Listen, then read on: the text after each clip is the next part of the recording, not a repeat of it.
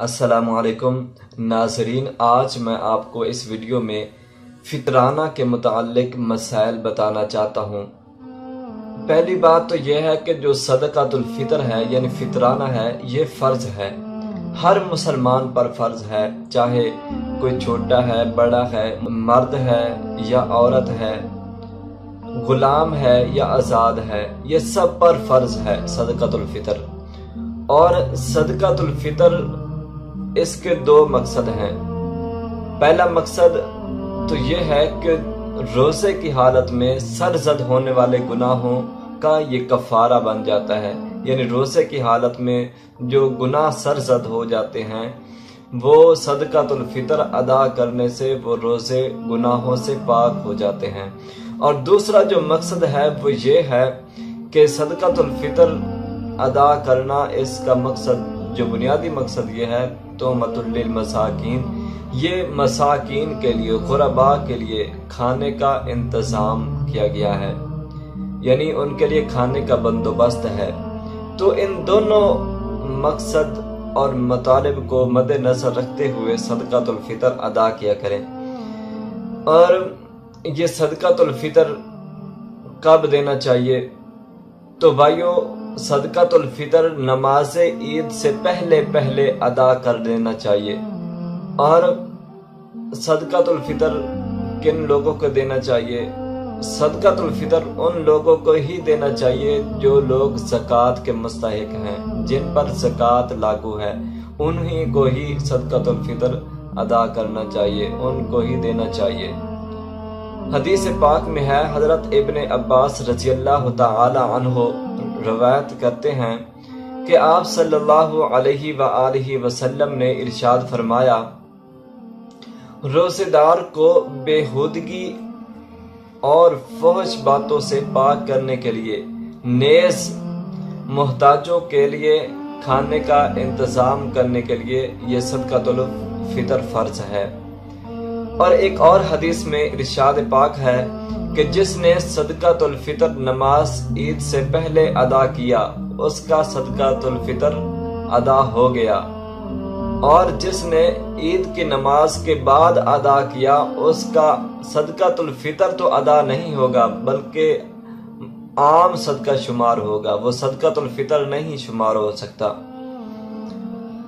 تو صدقۃ الفطر کی کتنی مقدار ہے؟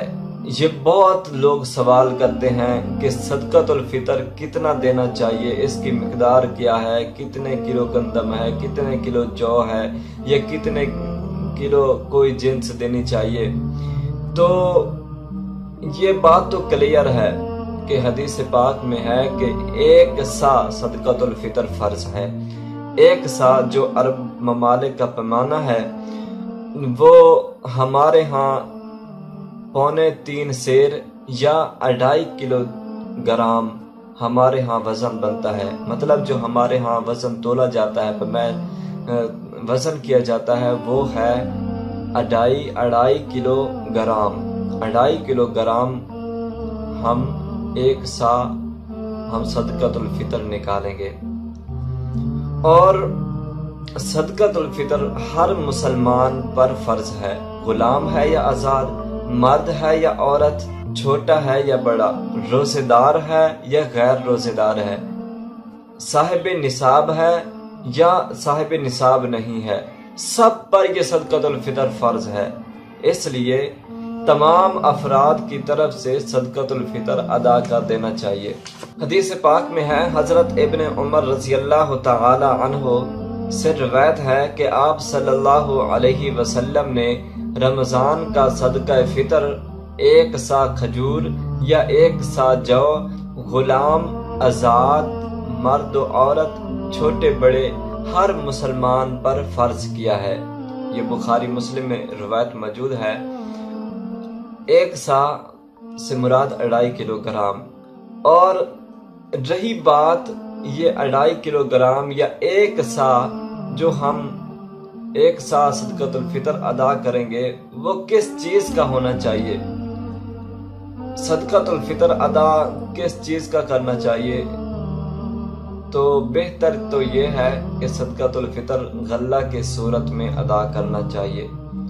اور غلہ وہ کون سی چیزیں ہیں؟